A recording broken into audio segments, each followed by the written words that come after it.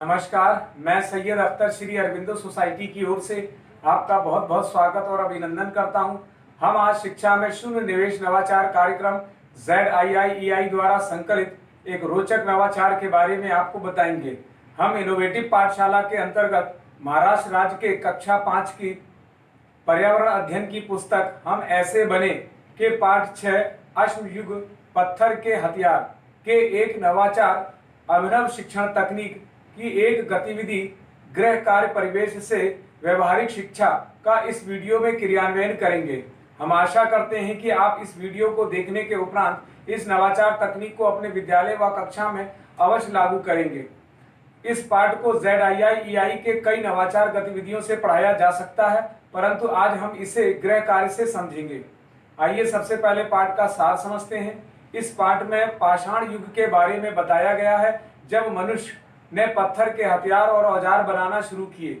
आज से लगभग 20 से 25 लाख वर्ष से लेकर 12,000 वर्ष तक का काल प्रागैतिहासिक काल माना जाता है। इस समय मनुष्य का जीवन पत्थरों पर आश्रित था। इस काल को 3 भागों में बांटा गया है: पुरापाषाण काल, मध्य पाषाण काल और नवपाषाण काल। नवाचार की नवीनता यह है कि इसमें पाठ की संकल्पना से जुड़े वातावरण का अनुभव करते हुए छात्रों से गृह कार्य कराया जाता है, जिससे कि पढ़ाई गई अवधारणा को मौजूदा माहौल से जोड़ते हुए छात्रों के बेहतर समझ को विकसित किया जाता है। साथ ही गृह कार्य की उपयोगिता को भी समझा जाता है। नवाचार क्रियान्वयन प्रक्रिया के अंतर्गत पढ़ाए जा रहे पाठ की संकल्पना के पुनः अध्ययन हेतु अश्मयुगीन हथियार, आवश्यकता अनुसार औजारों के प्रकार और आकार को आसपास के परिवेश से जोड़ते हुए अवलोकन, चर्चा और सांकेतिक प्रश्नों से गृह कार्य की जानकारी दी जाती है। इस नवाचार के क्रियान्वयन की अवधि 20 मिनट है। पूर्व प्रबंधन के लिए शिक्षक को कुछ स्टेशनरी और अश्मयुग पाठ से संबंधित तालिका की प्रति तैयार करनी पड़ती है। पुनः अध्ययन की प्रक्रिया के अंतर्गत अश्मयुगीन हथियार, आवश्यकता अनुसार औजार के आकार और प्रकार की जानकारी को दोहराया जाता है। साथ ही साथ इस बात का भी ध्यान रखा जाता है कि शिक्षक द्वारा पाठ को पढ़ाया गया हो और उसका निर्माण व व्याख्या भी की गई हो। साथ ही छात्रों के लिए कुछ निर्देश का पालन करना पड़ता है, जैसे छात्र घर पर अभिभावकों के सहयोग से आसपास के विभिन्न हथियारों और औजारों की सूची तैयार करते हैं। सूची के आधार पर विभिन्न व्यवसायों में प्रयोग किए जाने वाले औजारों के नाम को लिख करके ले जाते हैं।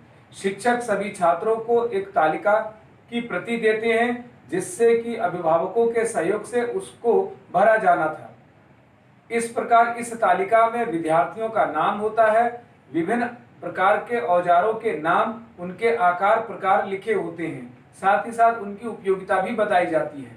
अंत में नीचे अभिभावकों के लिए गृह कार्य से संबंधित निर्देश दिए जाते हैं। सभी छात्र इसे सावधानी से अभिभावकों को ले जाकर देते हैं और बताते हैं कि अगले दिन तालिका से संबंधित सूचनाओं के आधार पर ही कक्षा में विभिन्न औजारों की सहायता से पुनः अध्ययन कराया जाएगा। छात्र अभिभावकों के सहयोग से जो तालिका और चार्ट भरकर अगले दिन कक्षा में ले जाते हैं, उसे अध्यापकों के पास जमा करा देते हैं। अध्यापक इसके निरीक्षण करते हैं। इस प्रकार निष्कर्ष रूप में कहा जा सकता है कि इस गतिविधि से छात्रों में उत्तरदायित्व की भावना का विकास होता है तथा निर्देशों का पालन करने से उनमें नैतिकता का भी विकास होता है। अभिभावकों के सहयोग से छात्र गृह कार्य परिवेश की व्यवहारिकता से आसपास की समझ विकसित करते हैं। अभिनव शिक्षण तकनीक के अंतर्गत गृह कार्य को करने की तकनीक को समझते हैं। भ्रमण, अवलोकन और अनुभव के आधार पर व्यवसाय से जुड़े औजारों की जानकारी प्राप्त करते हैं। गृह कार्य को प्रयोगात्मक और अनुभवात्मक बनाने के लिए छात्रों में जिम्मेदारी का भाव पैदा होता है। यह नवाचार मूल जीवन कौशल और आत्म जागरूकता की गहन सोच को विकसित करता है।